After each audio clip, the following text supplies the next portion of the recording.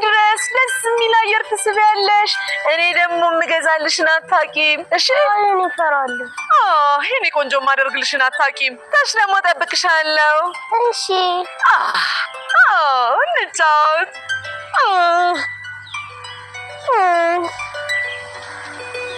ምንድን ነው የምትገዥልኝ? እሱ ሰርፕራይዝ ነው የማደርግሽ። እሺ አሁን እንጫወት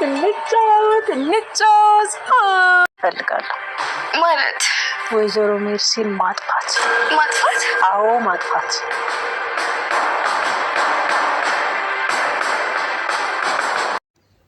ሜርሲ የህፃኗን ልጅ ለምን ለመግደል ሞከረች? ወደ ታች የወረወረችው የእውነት ህፃኗ ተወርውራለች ወይስ ተርፋለች?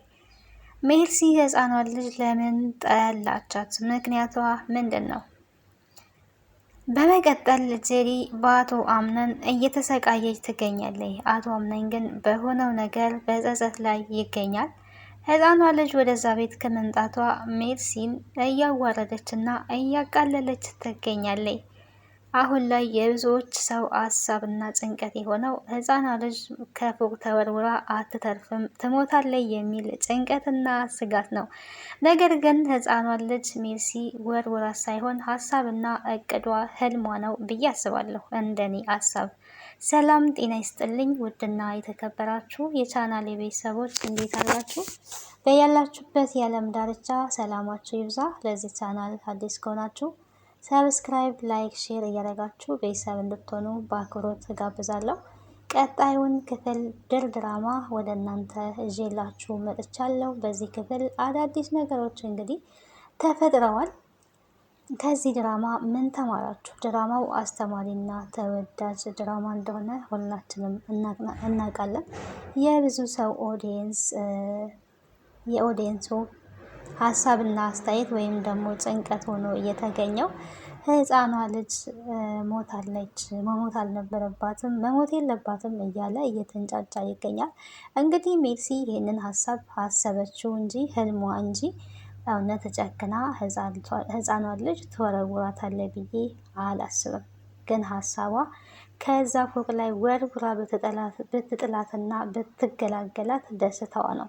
ህፃኗ ልጅ ከመጣ ጀምሮ ሜርሲን እንዳሻንጉሊት እየተጫወተችባት ተመልክተናል። እሷም ግራ በመጋባት እንግዲህ እቺ የዛች የጣረ ሞት መንፈስ የሆነች ልጅ እያለች እሷም ከእሷ ጋር መግባባት አልቻለችም። ህፃኗ ግን በሚገርም ሁኔታ ትልቅ ሰው የሚነጋገረውን ንግግር እየተነጋገረ ትገኛለች። ገና ከመግባቷ ሰንደሬላ በማለት ቤሌንን ስታደንቅና ውበቷን ስትመለከት ነበረ። ታዲያ የህፃኗ ልጅ ንግግር እጅጉን አቶ አምነንንም አስደንቆታል። ሰንደሬላ ደግሞ ማናት እያለ እየጠየቀ ነበረ። ሰንደሬላማ ስሟን ባውቀው እኔም ደስ ይለኛል፣ ይልቁኑ ተነሳና እንፈልጋት ነበረ ስትለው የነበረው። እንግዲህ ካልሽ ብሎ እሱም ለፍለጋ ተነስቶ ነበረ። ሰንደሬላ ስትባል የነበረችው እንግዲህ ቆንጆዋ ልጅ ቤሌን ናት። በጣም ይሄንን ስም ስላወጣችላት ተገርሟል። እንዴት ሰንደሬላ አልሻት? ስሟ እኮ ቤሌን ነው ቢላትም ቆንጅዬ ናት። እዚህ ቤት ካሉ ሴቶች ሁላ በጣም ቆንጅዬ ናት። ስለዚህ ሰንደሬላ ናት፣ ከእሷ ጋር እንድጫወት ጠይቃት ታጫውተኝ ነበር ስትል የነበረው። እሱ ግን አንቺ ለማጫወት ጄሪ ማድረግ ትችላለች፣ እሱን ከጄሪ ጋራ ተጫዋች ነበር ሲላት የነበረው። እሷ ግን አይ እሷን አልፈልግም፣ መጫወት የምፈልገው ከሰንደሬላ ጋር ነው ብላለች። እንግዲህ እሱ ምንም አማራጭ የለውም፣ ቤሌንን ላለማዘዝ ነበረ። ቤሌን አጫውሻት ነው ያለው። ቤሌን ታዲያ በደስታና በፈገግታ እሺ ነበረ ስትል የነበረው። እቺስ ማነች በማለት ጄሪን ስጠይቅ ነበረ። አቶ አምነን ግን ከእንግዶቻችን አንዷ ናት እሷ ነው ያለው። እንግዲህ አስቡ፣ እዛ ጋር የልጁ እናት ለመሆን ዝግጅቷን የጨረሰች ሴት እርጉዝ ነኝ እያለች እንግዲህ ካሁኑ አቶ አምነንን ልትንከባከበኝ ይገባል፣ እኔ እኮ ልጅህ በሆዴ ውስጥ አለ፣ ግዴታ አለብህ በማለት ስትናገር በጥፊም እስከ መመታት ደረጃ ደርሳ ነበረ። እንደዚህ ያለችውን ሴት እንግዲህ ከእንግዶቻችን አንዱ ናት ብሏል። ይሄ በጣም ከባድ ህመም ነው ያለው። ጄሪ እንግዲህ በራሷ ጊዜ ሲቃይን መርጣለች ማለት ነው። የራሷ ፈልጋ ነው ያረገዘችው እራሷ። ወደ ሲፈን ስንመጣ እንግዲህ ሲፈን ባደረገችው ነገር ትጸጸታለች፣ ታዝናለች፣ ትደነግጣለች ብለን ነበር ያስብነው። ነገር ግን በተቃራኒው ገና የምትገላቸው ሰዎች እንደቀሩ እየተናገረች ትገኛለች።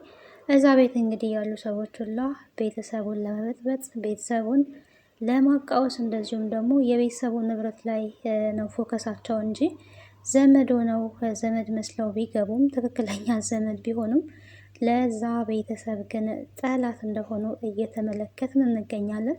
አክስቶች ተባዮቹም የራሳቸው የሆነ እቅድና አላማ እንዳላቸው እንግዲህ ተመልክተናል። ፎከሳቸው ካሁኑ ንብረት ላይ እንጂ ሰው ላይ አይደለም።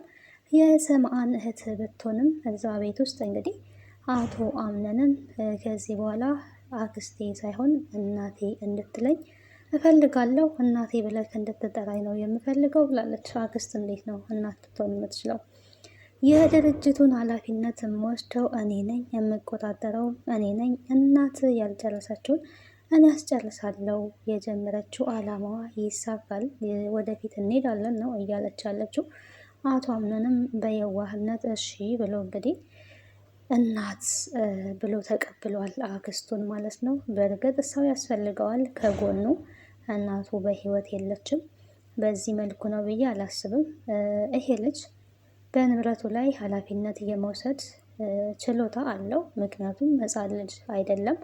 ካሁኑ ታዲያ ሁሉም እዛ ቤት የገቡ ሴቶች ከቤሌንና ከዛህራ ውጪ ንብረት ላይ ነው ትኩረታቸው። ጄሪም ብትሆን ንብረት ላይ ነው።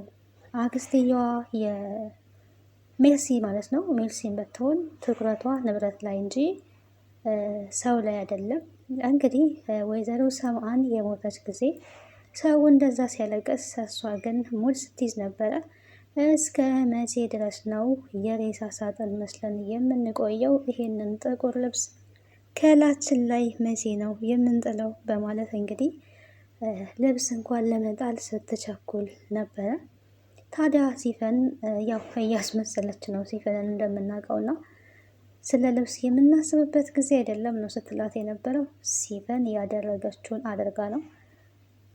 ሜርሲ ሲፈንን ለማስፈራራት እንግዲህ የድምፅ ቅጂውን ብታቀርብላት የተፈጠረው ነገር በተቃራኒ ነው። አንቺ ለእሷ ዘመድ ሳትሆኚ፣ ለእሷ ተቆርቋሪ ሳትሆኚ በተቃራኒው ጠላት ነሽ ብላታለች። ይሄንን ደግሞ ሲፈን በደንብ ታውቃለች። ምክንያቱም ከሰማን ጋር በተቀራረቡ ጊዜ እሷ ጠላቴ ናት ብላ ስለነገረቻት አንቺም እድሉን አተሽ ነው እንጂ ይሄንን እያደረግኩትን ታረጊው ነበረ። በዚህ እኔ ለማስፈራራት መሞከር ፈልገሽ ከሆነ አታስቢው፣ አይሳካልሽም ብላታለች። አንቺ ማነሽ ምንድነሽ በማለት እንግዲህ ስትጠይቃት ነበረ ሜርሲ። እኔ የደፍሊን ልጅ ነኝ።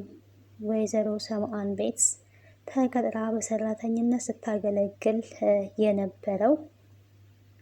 የነበረች ሴት የእሷ ልጅ ነኝ። እናቴ ደግሞ የሞተችው በሰምአን ነው። ስለዚህ እኔም ደግሞ የእናቴን በቀል ተበቅያለሁ የሚል ምላሽን ሰጥታለች። የእሷ ልጅ ነሽ ከመቼው አድገሽ እንዴት ምናምን ነበር ስትል የነበረው። እንግዲህ ቀንጭሮ የሚቀረው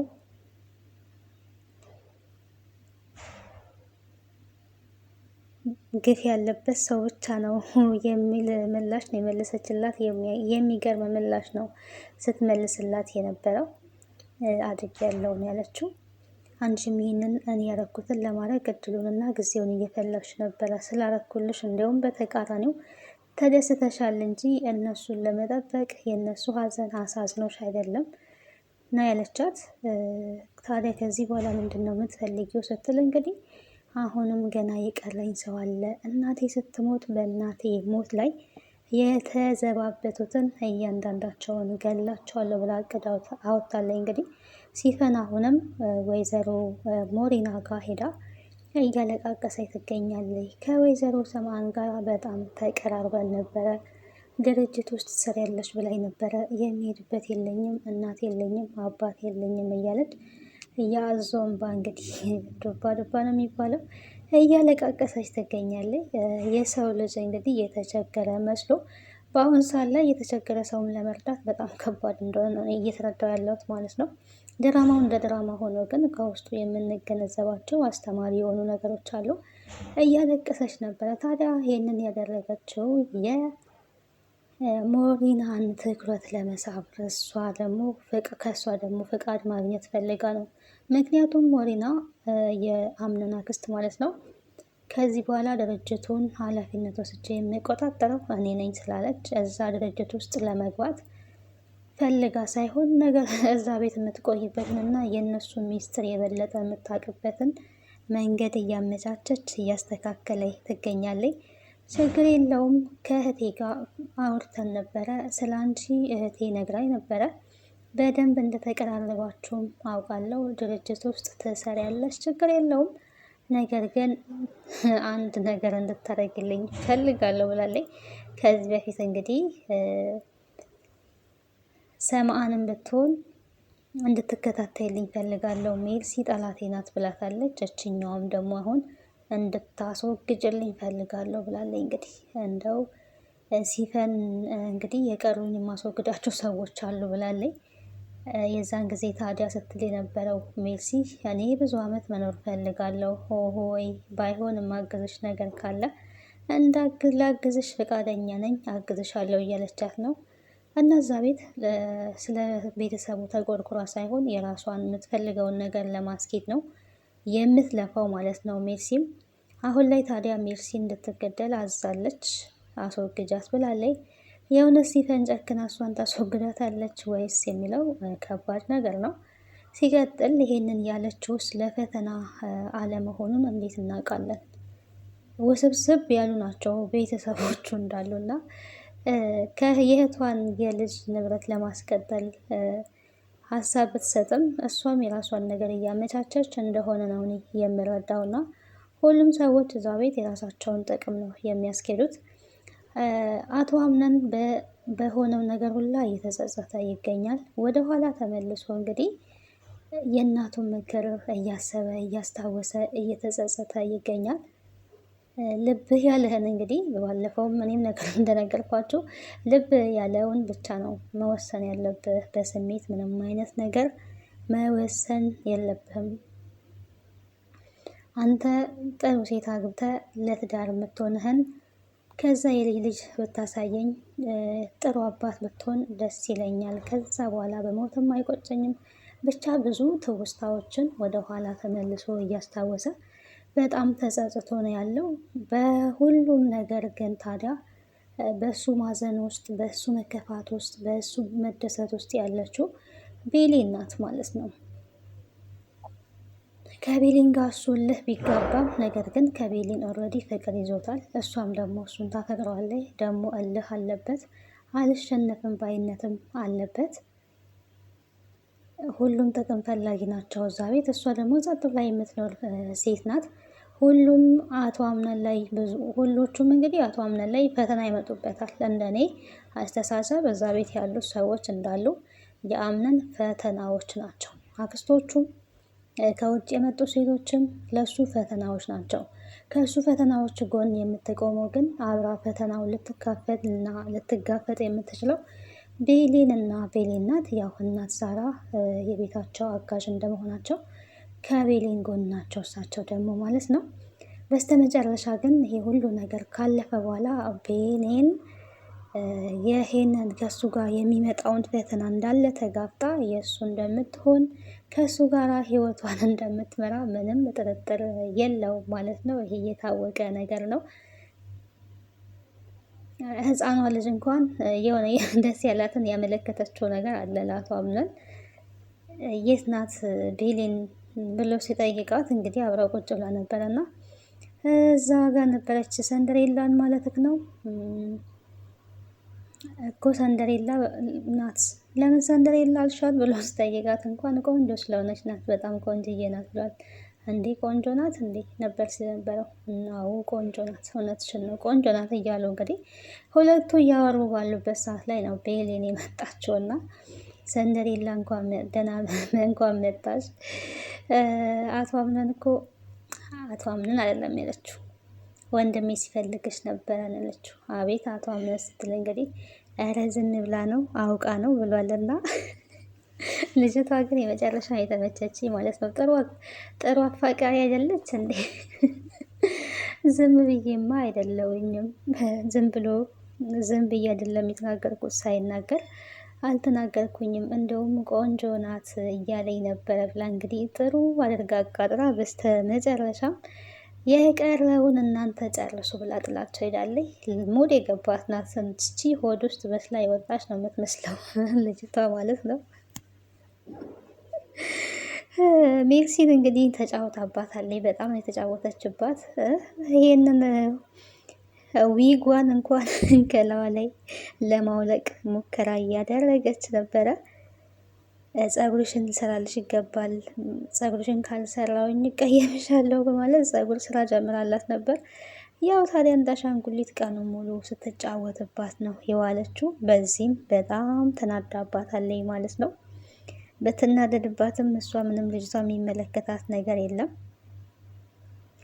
ዳኑ እንግዲህ ወደ ቤቷ ወደ መጣችበት ትመለሳለች። ትምህርት አላት ተብሏል። እዛ ያው ብዙም አትቆይም። ካሁኑ ከሜርሲ ጋር ተጠማምደዋል ማለት ነው። ለዛሬ እንግዲህ ይዤላችሁ የመጣሁት ይህን ይመስል ነበር። ቀጣዩን ክፍል ወደ እናንተ እዚህ እስከምመጣ ቸር ሰንብቱ።